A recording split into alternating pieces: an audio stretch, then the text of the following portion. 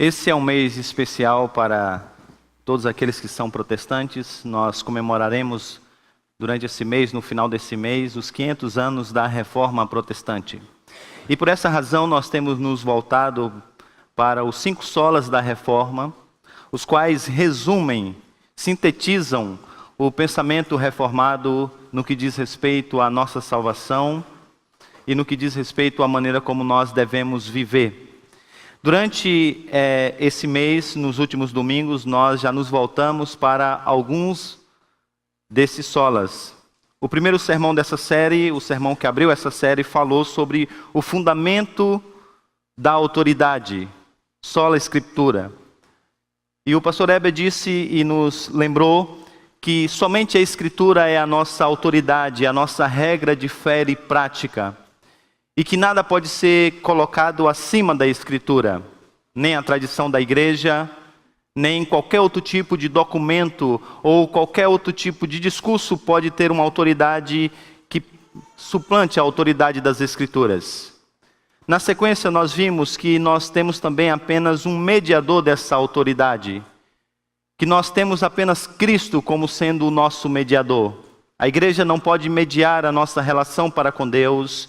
Nenhum outro tipo de pessoa pode mediar essa nossa relação para com Deus. E Cristo é tudo que nós temos e também tudo que nós precisamos, tanto para a salvação da nossa vida como para a plenitude do nosso ser.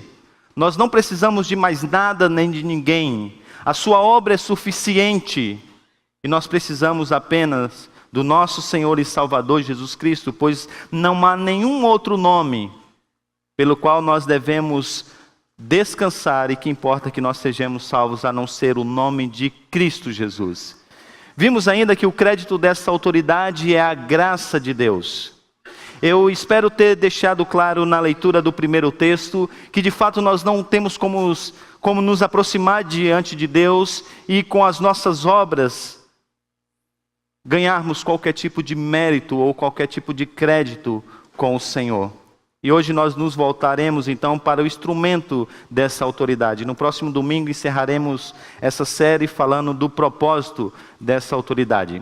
Permita-me dizer algumas coisas sobre a nossa mensagem de hoje. A primeira delas é que quando eu me deparei com esse tema, quando eu vi que eu ia pregar nesse tema, eu disse: eita, peguei agora. Porque se vocês observaram bem, esse tema eu já tratei, ou já falei sobre ele em mensagens anteriores. Na nossa série, O que é ser reformado, na parte 4, eu expus o texto que é o texto clássico que ajudou a Lutero, que Lutero foi redescoberto por esse texto, pela mensagem da graça, Romanos capítulo de número 1, versículo de número 16 e 17. Então essa mensagem está na internet, você pode acessá-la e você pode assisti-la se você ainda não fez. Essa é a primeira coisa. Eu ainda falei também no texto que nós lemos o segundo texto da nossa ordem de culto. Falei isso na série O Escândalo da Cruz, é o sermão 2, é a segunda parte dessa série, onde eu expus e falei sobre a justificação também pela fé e como nós somos justificados. Então, você precisa, se não assistiu, você precisa voltar lá e assistir esse texto. E eu digo isso pela seguinte razão. O sermão de hoje, o assunto é o mesmo. E eu fiquei a pensar como que eu posso tratar da mesma coisa de maneira que não seja repetitivo. E a maneira como eu vou fazer isso, então, é exatamente assim. Primeiro nós vamos nos voltar para exatamente a questão histórica. Já que nós estamos tratando de reforma protestante, e o pastor Heber tem feito isso nas mensagens anteriores, eu vou me valer um pouco de teologia histórica.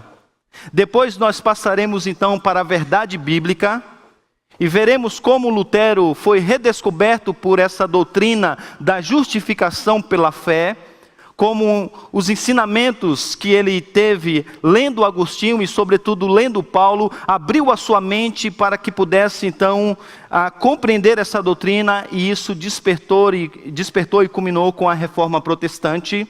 E depois nós nos voltaremos para algumas aplicações para os nossos dias. No entanto, uma parte que eu vou gastar mais tempo é então na primeira parte e uma outra um pouco maior também na terceira parte. Não vou me ater então tanto quanto na explicação e na exposição da teologia bíblica, pela razão que eu já lhes falei, porque eu já tratei sobre isso e você pode voltar então nesses sermões anteriores que eu acabei de mencioná-los. Então você pode fazer isso, se você está assistindo pela internet, pode fazer isso também.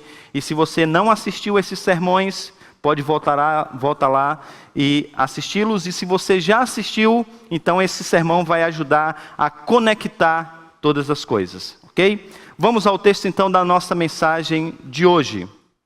E esse é o texto da mensagem de hoje. Versículo de número 25 do capítulo 4 de Romanos diz assim, e eu vou lê-lo a fim de apresentar o contexto. Ele foi entregue à morte por nossos pecados e ressuscitado para nossa justificação. Acabamos de cantar isso. Texto básico. Tendo sido, pois, justificados pela fé, temos paz com Deus, por nosso Senhor Jesus Cristo, por meio de quem obtivemos acesso pela fé a esta graça, preste atenção nessa palavra, na qual agora estamos firmes e nos gloriamos na esperança da glória de Deus. Vamos orar mais uma vez.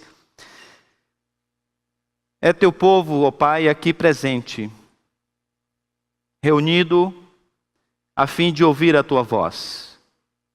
Esse é um tema tão importante para o entendimento da maneira como o Senhor resolveu nos reconciliar contigo mesmo. Mas esse é um tema também que tem tudo a ver com a maneira como nós temos vivido nos últimos dias. Esse é um tema que tem tudo a ver, até mesmo com os nossos dilemas emocionais, com as nossas angústias. Ó Deus, dá que nessa manhã o Teu Espírito Santo abra o nosso entendimento, ilumine a nossa mente, para que nós tenhamos condições de contemplarmos as maravilhas que foram apresentadas na Tua lei e que foram melhores entendidas no Teu Evangelho. Fala as nossas vidas, fala ao nosso coração. Nós te pedimos isso, Pai, e o fazemos em nome de Jesus. Amém. Bem, eu queria então começar hoje a nossa mensagem fazendo uma enquete. Eu queria que vocês realmente votassem, tá? E são 3 afirmações e o papel de vocês é exatamente anotarem aí em um cantinho, ou pelo menos na memória, se o que eu vou dizer para vocês é mito ou verdade. Vamos à primeira informação. Primeira informação. A Igreja Católica não acreditava na redenção através da obra de Cristo. O verbo aqui está no passado, acreditava, porque, como eu disse, eu vou me referir basicamente ao tempo da Idade Média na qual Lutero vivia, século XVI. Mas isso também se aplica aos dias de hoje, pois as coisas não mudaram. Isso é mito ou verdade? Então, pode votar. Tem 3 segundos. 3. Vamos à segunda. A Igreja Católica não acreditava na salvação pela graça. Mito ou verdade? Ok? Terceira. A Igreja Católica não acreditava na justificação por meio da fé. Mito ou verdade? Ok? Vamos fazer o seguinte, vamos deixar essas 3 perguntas, essas 3 afirmações, melhor dizendo, aqui em cima do nosso slide. Nós vamos à nossa exposição e aí depois nós voltamos a essas afirmações. Vamos fazer isso então, e aí a gente vai, depois nos voltaremos para essas afirmações. Mas antes, permita-me recapitular a mensagem, um ponto pelo menos da mensagem anterior que nós aprendemos com o pastor Heber. Domingo passado ele falou sobre a salvação pela graça, somente pela graça. E ele disse uma coisa muito importante, que nós já dissemos isso em outro momento, mas eu queria retomar esse tema novamente para nós introduzirmos e darmos continuidade à nossa mensagem nessa manhã. Ele nos lembrou que antes da boa nova, existe uma má velha. E a má velha é que você é um pecador.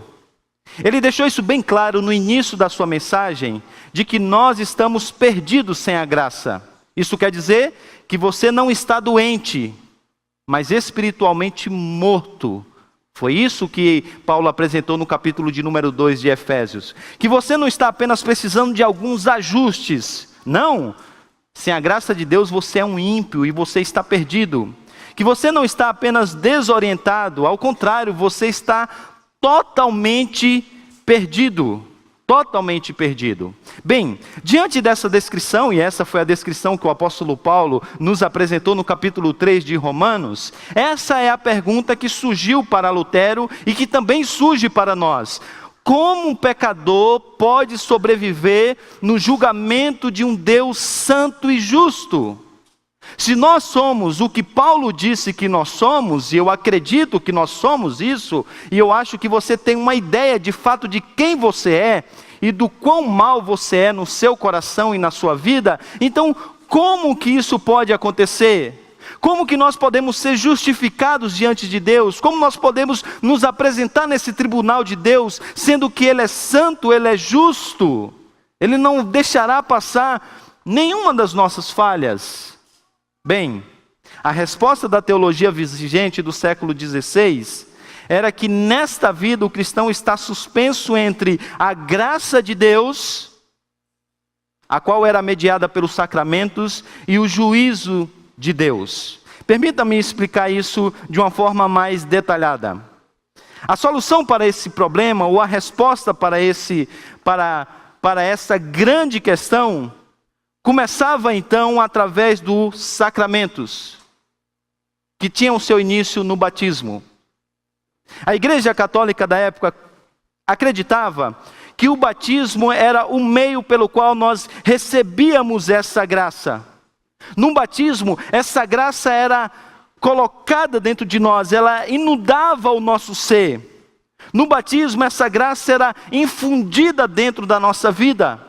E nós recebíamos então essa graça, e nós começávamos a então cooperar com essa graça. Eles usavam uma palavra latina para cooperação, que mostrava que, na verdade, a salvação se dava entre o desenvolvimento dessa graça de Deus nas nossas vidas, o qual vinha com a cooperação do ser humano. Você recebia essa graça, e você desenvolvia essa graça na sua vida.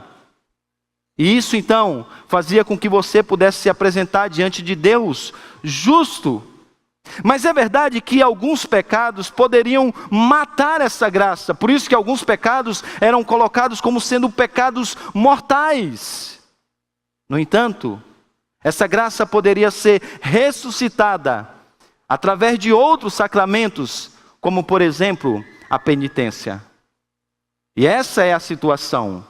Você recebe a graça do Senhor que é infundida dentro do seu ser. Você coopera para o desenvolvimento dessa graça. E você cresce nessa graça. Ao ponto de que você se apresenta diante de Deus com essa graça desenvolvida e assim justo diante de Deus. No entanto, nós chegamos ao curioso caso de Martinho Lutero. Envolto nessa teologia, Martinho Lutero se via com um problema, porque ele tentava cooperar com essa graça, mas ele sempre achava que ainda não era o suficiente. Isso trazia uma angústia à sua alma, porque ele não tinha certeza de que a sua cooperação de fato satisfaria a justiça de Deus. Por essa razão, ele escreveu certa vez: minha situação era que, apesar de ser um monge impecável, na definição de pecado da Idade Média, Eu me punha diante de Deus como um pecador perturbado por minha consciência, e não tinha confiança de que os meus méritos poderiam então satisfazê-lo. Ele entendia que o seu desenvolvimento, a sua religiosidade, os seus jejuns, todo o sacrifício que ele prestava diante de Cristo, isso trazia algum mérito na sua relação para com Deus. Mas a dúvida que pairava sobre a sua cabeça, sobre a sua mente, é se isso de fato satisfaria a justiça de Deus. E isso fez com que ele vivesse em uma profunda angústia. Se você ler a história de Lutero, você vai perceber que ele era um homem perturbado, um homem angustiado. Ele se via o tempo todo diante do tribunal de Deus, e quando ele olhava para a ira de Deus, que seria descarregada sobre os filhos da desobediência, ele se via como um desses filhos. Mesmo diante de tanta dedicação. Até que então, em 1512, aos 26 anos de idade, ele foi então convidado para ser professor de estudos bíblicos em uma universidade na Alemanha. A sua tarefa era expor e estudar basicamente 3 livros da Bíblia: o livro de Salmos, Gálatas e Romanos. A fim de desenvolver os seus estudos, ele também começou a estudar o pensamento de Agostinho. E ele começou a se voltar para essas coisas e estudar esses textos. Até que ele chegou então num texto que é o texto mais famoso dos seus escritos, que ele se refere a ele várias vezes. Romanos capítulo de número 1, versículo de número 16 e 17. Quando Paulo diz que ele não se envergonha do Evangelho. E no versículo de número 17 ele diz: porque no Evangelho é revelada a justiça de Deus, uma justiça que do princípio ao fim é pela fé. Como está escrito, o justo viverá pela fé. Nessa época, Lutero não conseguia entender como essa justiça de Deus poderia ser uma boa nova. Ele olhava para esse texto do apóstolo Paulo e ele ficava confuso. Ele chega a dizer que ele odiava o apóstolo Paulo por tamanha confusão. Ele já tinha descoberto, entendido que a lei serve para a nossa condenação, mas agora ele se vê diante de um texto que apresenta também o Evangelho nos condenando. Porque a justiça de Deus, ela é revelada no Evangelho, e essa justiça de Deus, ela vem não ao nosso encontro, mas ela vem de encontro à nossa vida, e ela parece nos apresentar um cenário terrível. E isso é uma boa nova. A definição de justiça estava claramente apresentada por Paulo no livro de Romanos. No entanto, a sua interpretação viciada da época não fazia entender e enxergar. E ele fala sobre isso. Ele diz, olha só o que ele diz, as suas palavras são: eu odiava a palavra justiça de Deus, que pelo uso e costume de todos os meus professores, era exatamente assim que ela era definida no seu tempo, fui ensinado a entender filosoficamente essas duas palavras, como referência à justiça formal ou ativa. Como essa justiça, diz ele, apresenta um Deus que é justo e que pune pecadores injustos. A definição de justiça da época passava por duas coisas. Primeira, justiça era definida como sendo um atributo de Deus. Deus é justo no seu ser, Deus é justo na maneira como Ele trabalha. Tudo que Ele faz é com justiça. Em outras palavras, justiça é um atributo inerente ao próprio Deus. Mas Ele não é apenas um ser justo, Ele age sempre com justiça.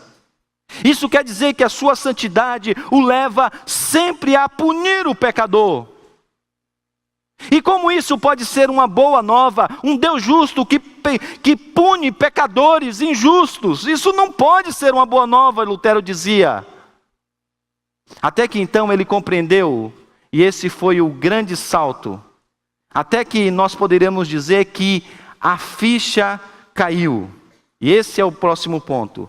A ficha de Lutero caiu. Bem, eu queria dizer aos jovens, aos adolescentes e às crianças o que essa frase significa. A ficha caiu. Então, mais ou menos quando o Dr. Aldo era da idade de vocês, havia esse aparelho aqui que também chamava-se telefone, tá? Ele era enorme.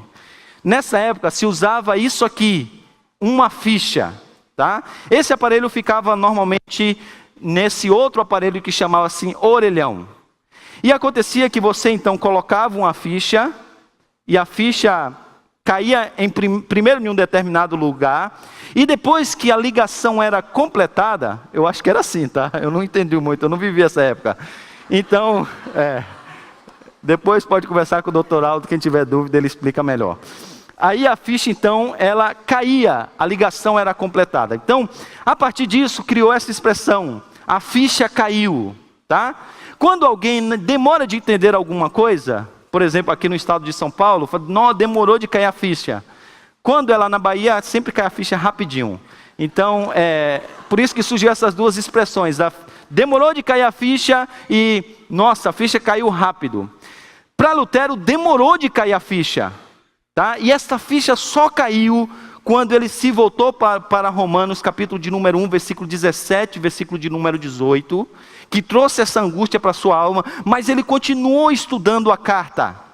Até que chegou no capítulo de número 3, é o texto que está aí na sua ordem de culto, que ele entendeu que um outro elemento poderia ser usado para definir essa justiça. E esse elemento é a graça de Deus. Veja aí, pegue sua ordem de culto. Eu não vou falar sobre esse texto, como eu falei. Tem uma mensagem sobre esse texto, você pode assisti-la depois. Mas olha só, versículo de número 20 diz assim: porque ninguém será declarado justo diante dele baseando-se na obediência da lei. Pois é mediante a lei que nos tornamos plenamente conscientes do pecado. A gente não pode então ser justificado por essa lei. Então, por que nós somos justificados? Nós somos justificados pelo sacrifício de Cristo. É o versículo de número 25, que vai mostrar como Cristo se entregou por nós. Ele foi a propiciação. E é por essa ação de Cristo que nós somos justificados. E aí, então, a graça aparece no versículo de número 26. Versículo de número 26 diz, então, que esse sacrifício de Cristo, realizado fora de nós, possibilitou que Deus fosse justo e justificador daqueles que têm fé em Jesus. Ele é justo porque ele pune o pecado. Ele é justo porque isso ainda faz parte do seu caráter, isso é um seu atributo. Mas ele não é apenas justo, ele também é justificador, porque ele providenciou um meio para a nossa justificação. E esse meio é a obra de Cristo. E então Lutero entende isso e diz: não, nós somos justificados então pela fé. E aí exatamente depois de dizer tudo isso nesses capítulos, que o apóstolo Paulo vai então agora recapitular exatamente essas verdades que ele vem trabalhando até então. E aí nós chegamos então no capítulo de número 5, versículo 1 e 2. Tendo sido, pois, justificados pela fé, não é justificado pelas obras, não é justificado pelos méritos. Não, tendo sido, pois, justificados pela fé, temos paz com Deus. Não entenda paz aqui no sentido de que você agora tem a paz de Deus no seu coração. Você andava atribulado e agora você alcançou a paz. Lutero vivia atribulado, mas agora ele entendeu o evangelho e ele alcançou a paz no seu coração. Não! A Bíblia fala desse tipo de paz, mas essa não é a paz que aqui Paulo está dizendo. O que Paulo está dizendo é que havia uma guerra entre você e Deus, que Deus era o seu inimigo, que Ele estava muito bravo com você, de que você estava acumulando sobre a sua vida a ira dEle, e haveria um momento onde Ele descarregaria essa ira sobre você. No entanto, por causa do sacrifício de Cristo, a sua ira foi derramada sobre Ele. E agora, Você não é mais inimigo de Deus, mas amigo de Deus. É como se o apóstolo Paulo estivesse dizendo: olhe para a cruz e veja na cruz um pano branco estendido em sinal de paz.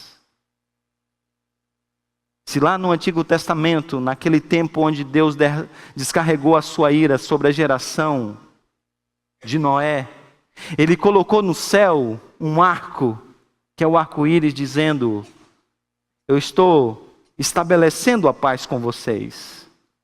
Agora no Novo Testamento Ele finca na história da humanidade uma cruz. E quando nós olhamos para a cruz, nós estamos vendo um pano branco que foi estendido dizendo: agora eu estou em paz com vocês. E é isso que o apóstolo Paulo está dizendo. Nós temos paz com Deus por nosso Senhor Jesus Cristo, por meio de quem obtivemos acesso pela fé a esta graça na qual agora estamos firmes e nos gloriamos na esperança da glória de Deus. Lembra? Um dos problemas da angústia de Lutero é exatamente a incerteza do futuro. Eu vou me apresentar diante do tribunal de Deus, e o que me garante que eu terei esperança?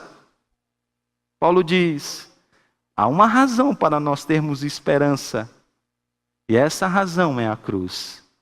Colocando isso de forma sistemática, nós poderíamos dizer que nesse curioso caso do Martinho Lutero, ele descobriu 3 coisas. A primeira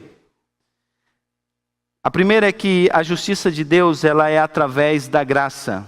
A segunda, que a justiça, ela também é por meio de Cristo. E a terceira é que a justiça é pela fé.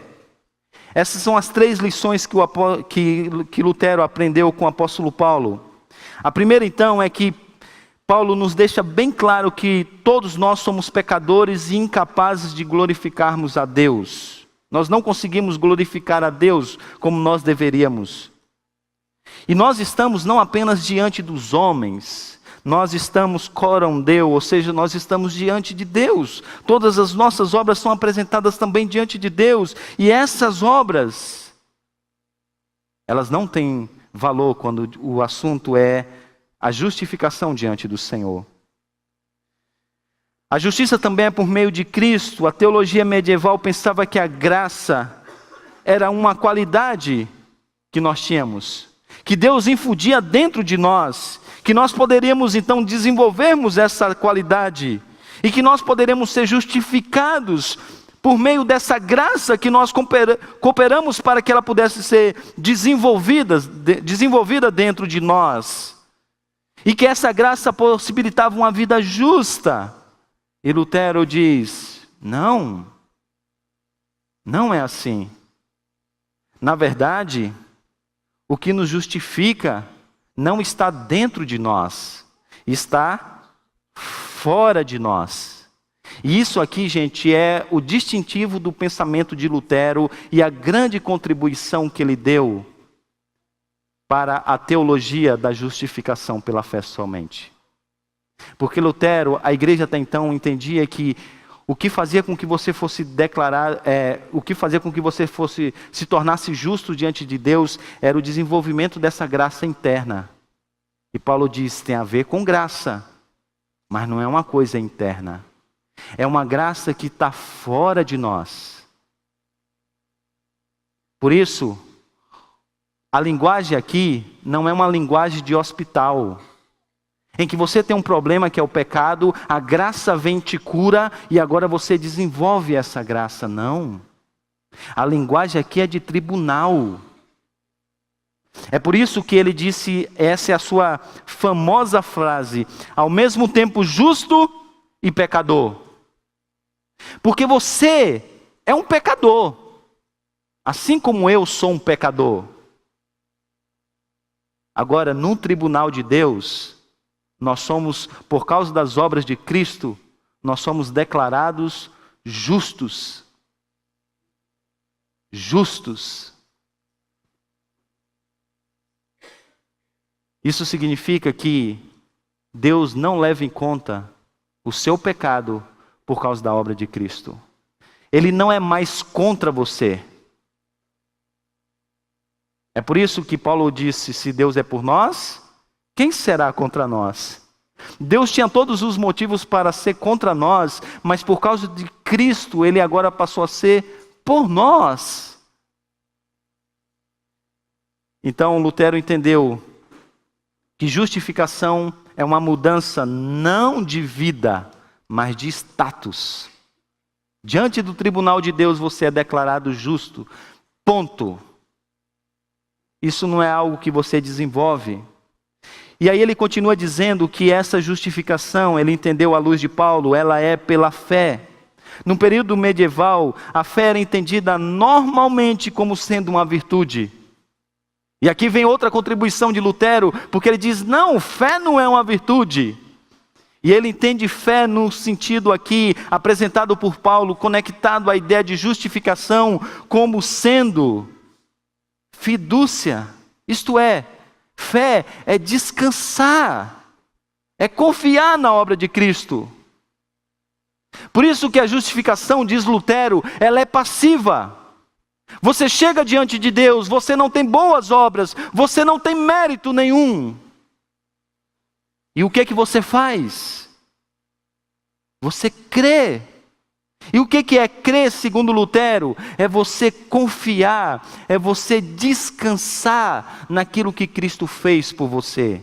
E isso então é fé. A justiça, ela se dá então pela fé. Aí então a gente volta à nossa questão inicial e a gente volta então à nossa enquete. Está aí com o papel?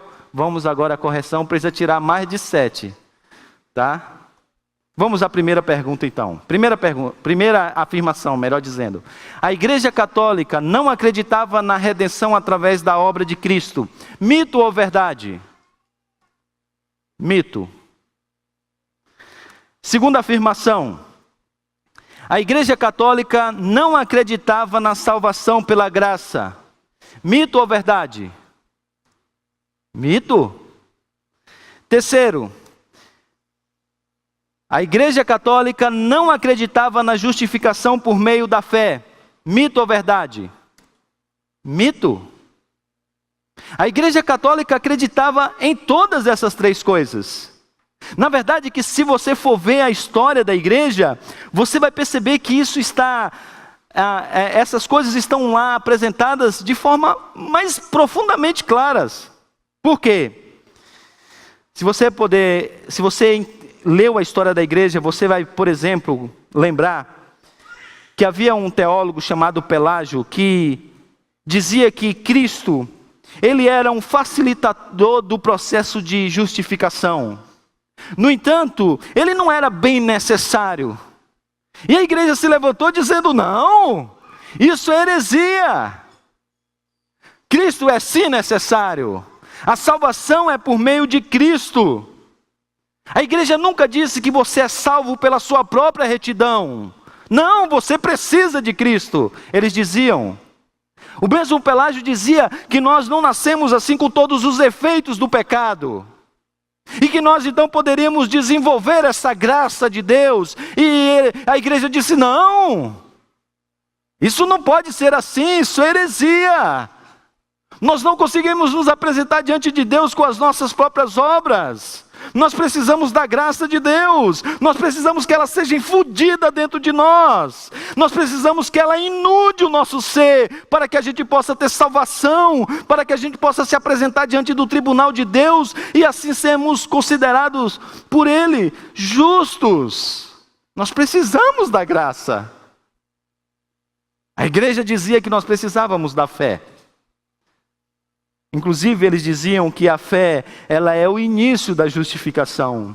Eles diziam que a fé é o fundamento da justificação. Eles diziam que a fé era a raiz da justificação.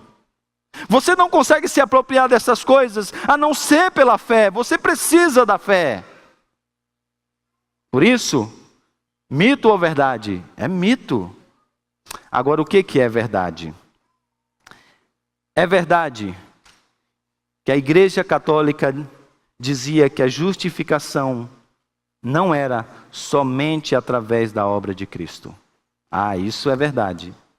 É verdade também que ela dizia que a justificação não era somente pela graça de Deus. É verdade também que eles diziam que a justificação não era somente por meio da fé em Cristo. Isso é verdade. É verdade também que eles diziam que Cristo mais retidão é igual a justificação. Eles diziam também ainda que graça mais mérito é igual a justificação. E eles diziam ainda também que fé mais obras é igual a justificação. E o que Lutero disse é que Cristo somente, Lutero e os reformadores depois, que vieram posteriormente, Cristo somente para a nossa justificação, graça somente para a nossa justificação, fé, fidúcia, confiar, descansar na obra de Cristo somente para a nossa justificação.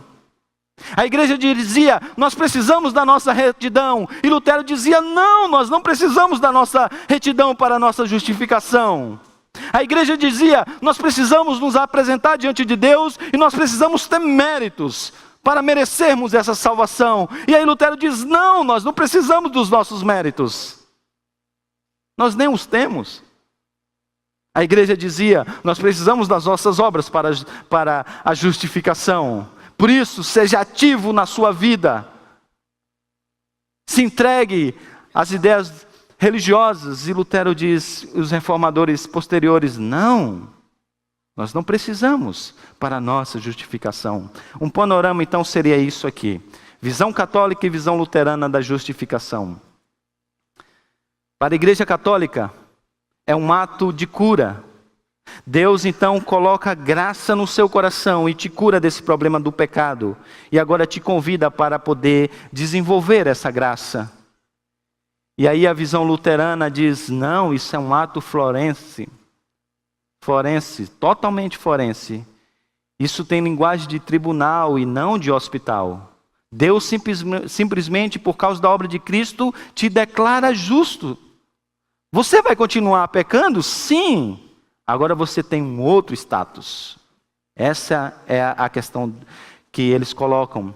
A justiça é inerente, ela é colocada dentro de nós. Paulo diz não. E Lutero segue também dizendo não. Ela é fora de nós. A obra aconteceu lá na cruz. Nós fomos justificados lá na cruz. E essa é a razão pela qual uma das últimas palavras de Jesus na cruz é tetelestai.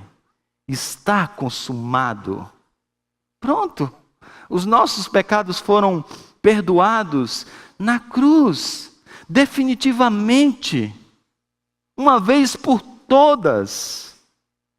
Na cruz. Isso é uma coisa que aconteceu fora de nós. A justiça é transmitida e eles disseram não, ela é imputada em nós. Começa pela fé e continua pelo sacramento e pelas obras. E eles disseram não, é pela fé somente. Justificados agora com base naquilo em que nos tornaremos. Ou seja, você recebeu essa graça e agora você vai usar o seu potencial para se tornar um justo diante de Deus. E ele diz, não, nós somos justificados com base na obra completa de Cristo. Na visão católica, e essa era a angústia de Lutero, é um futuro incerto. Porque hoje você se apresenta e você se acha justo diante de Deus, mas daí você peca. E você sente a agonia de perceber que a ira de Deus pode vir sobre a sua vida, e isso fazia com que ele vivesse angustiado o tempo todo. Disse para você naquela primeira mensagem lá de Romanos capítulo 1, versículo 16 e 17, que era normal ele voltar ao confessionário depois de ter saído dele, antes mesmo de chegar nos seus aposentos. No meio do caminho, 30 segundos depois, ele voltava novamente e dizia, eu preciso me confessar novamente, porque pode ser que eu tenha esquecido algum pecado. A história diz que um dos seus sacerdotes disse assim, Lutero, irmão Martinho, vá para casa, cometa um adultério, mate a sua mãe, mate o seu pai. E aí depois que você fizer essas coisas, você vem aqui se confessar comigo. Mas enquanto você não fizer essas coisas, então não vem encher minha paciência. Pare de vir aqui com esses seus pecados falsos. Porque ele se via nessa situação de angústia e de incerteza. Até que ele entendeu que ele é justificado pela fé somente. Ele é justificado pelo que Cristo fez na cruz. E agora, de uma maneira paradoxal, ele se vale, se apropria, toma posse dessa graça de forma passiva. Porque a fé é uma confiança que nós temos na obra de Cristo, que vem do próprio Deus. Passivamente, Paulo nos convida a termos fé na obra de Cristo Jesus. E a gente descansa. O que me dá a certeza de que eu me apresentarei diante do tribunal de Deus e não serei consumido pela sua ira, é que ele olha para a obra de Cristo perfeita e não para as minhas obras. Porque senão, talvez não teria nem culto hoje, porque não teria pregador. E para não ficar sozinho nessa, nem gente para ouvir também, né? Seríamos consumidos pela ira de Deus, se fôssemos baseados nas nossas próprias obras. Bem, agora isso nos leva a algumas aplicações e eu queria mostrar para vocês como isso tem tudo a ver com a nossa vida. Primeira, justificação e salvação. Justificação e salvação. Se a salvação está nas suas mãos, você vai viver sempre nessa angústia. E o convite, então, de Paulo, e o convite também dos reformadores é que a gente descanse na obra de Cristo e entenda que a justificação é pela fé somente. Justificação e santificação. Esse é um ponto interessante que eu estava lendo essa semana e me deparei com ele. Porque uma das críticas que os reformadores receberam era exatamente que os reformadores estavam levantando essa bandeira da justificação pela fé somente, porque eles estavam buscando coisas como riquezas e esposas. Essa foi, por exemplo, a crítica de Erasmo, um humanista do tempo de Lutero. Ele dizia, na verdade, o que vocês estão querendo com essa conversa de justificação é aproveitar e usá-la de desculpa para vocês viverem da maneira como vocês querem. E é curioso como é exatamente o contrário. E a reforma mostrou como isso é uma verdade. Por quê? A justificação, primeiro, pela fé somente, mudou a maneira como nós nos relacionamos com Deus. Porque até então Lutero era um homem dedicado a Deus, mas era sempre em uma relação de barganha. Quando ele entendeu a justificação pela fé e outros entenderam também, eles começaram a servir a Deus com a mesma dedicação. No entanto, agora motivado por uma graça salvífica, como uma gratidão dessa graça salvífica. A resposta não é mais carregada de barganha, mas é fruto de um coração grato que entendeu o que Deus fez em Cristo Jesus, na cruz. Isso mudou então a maneira como se relacionavam com Deus. Porque agora é mais pelo que Ele é e pelo que Ele fez, do que pelo que Ele pode fazer. Mas isso mudou também a relação para com o próximo. Porque até então, por causa da autojustificação, por causa da autojustiça, cada um está preocupado com o próprio coro. Cada um quer se garantir diante de Deus. Por isso que o monastério está tão lotado de pessoas que vivem do eu para o eu. Dedicadas às obras de caridades, aos jejuns, mas sempre do eu para o eu. No entanto, a justificação pela fé somente disse não.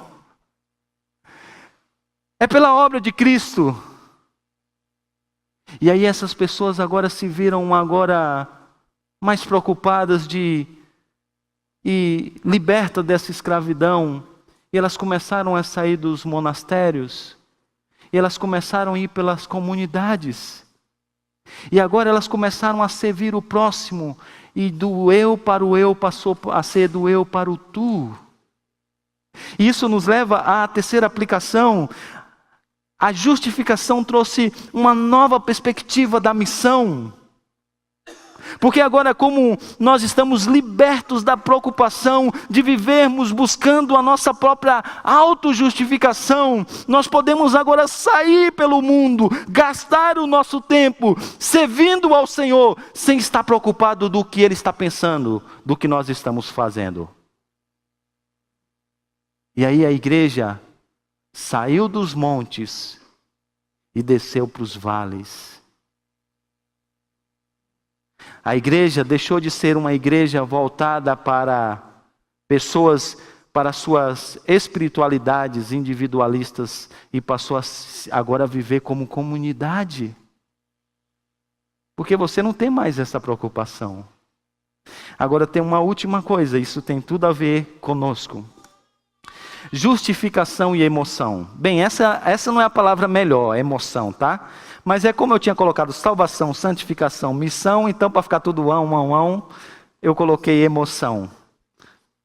Mas eu queria terminar essa mensagem falando de justificação e os nossos problemas existenciais. Pastor, eu acho que agora o senhor vai forçar nessa aplicação, né? Quer dizer que justificação tem a ver com a maneira como nós temos trabalhado, a maneira como nós temos vivido e com as nossas angústias? Sim. Sim, tudo a ver. E a minha esperança é que depois dessa mensagem você saia daqui tendo não apenas a paz com Deus, no sentido de que Ele não está mais em guerra com você, mas a minha oração é que você saia daqui tendo também essa paz que vem de Deus. Permita-me explicar o que eu quero dizer. 500 anos depois que Lutero levantou essa bandeira da justificação pela fé somente, nós ainda estamos vivendo em um tempo em que as pessoas estão querendo provar a si mesmas para outras pessoas, para Deus e para o próximo. 500 anos depois, nós ainda estamos apegados às nossas às nossas tentativas fúteis de autojustificação. Tentativas essas que nos esticam assim até onde não dá mais. E porque a gente quer agradar as pessoas, a gente trabalha demais. A gente quer mostrar que nós temos o nosso valor. E aí a gente vive correndo que nem um louco para dizer: "Oh, olha para mim.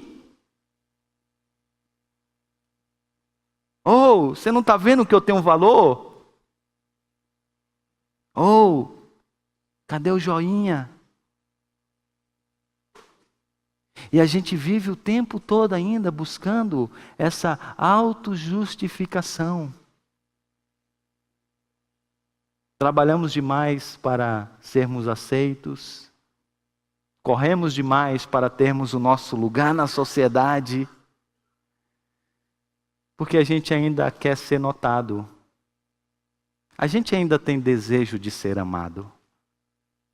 Tim Keller, naquele livro Deuses Falsos, ele conta a história da Madonna e mostra o quanto ela vive intensamente a vida dela ainda, porque a idade está passando e ela quer dizer: não, eu preciso ainda continuar a ser amada.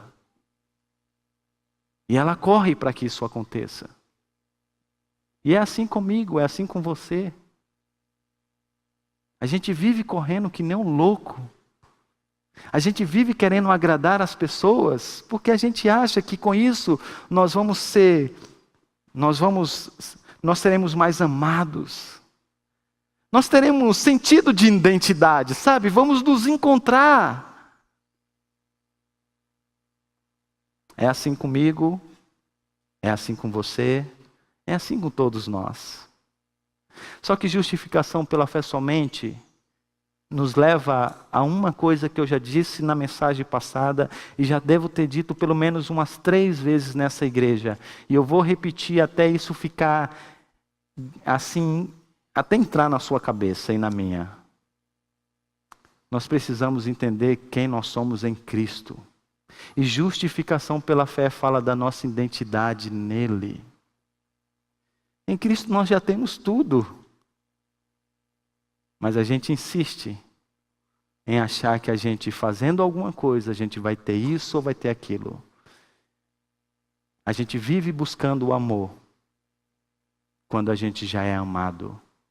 É assim, de marido para com esposa, de esposa para com marido, de funcionário para com patrão, de líder da igreja para com a comunidade, da comunidade para a própria comunidade. Mas a justificação pela fé diz, em Cristo Jesus, nós somos amados. Em Cristo Jesus, nós já temos uma identidade, nós já nos achamos. E o que você precisa fazer? É isso que os reformadores disseram. Parem de correr, confiem, tenha fé. Pare de lutar, confie. Pare de se mostrar, confie, confie, confie. Vamos ficar de pé? O cântico que nós vamos cantar fala dessas nossas angústias emocionais. E o convite não poderia ser outro a não ser sola fide. Confie, confie, confie. Confie em Deus. Descanse em Deus. Espere em Deus. Confie, confie, confie. Entenda que a sua identidade passa por aquilo que você é em Cristo.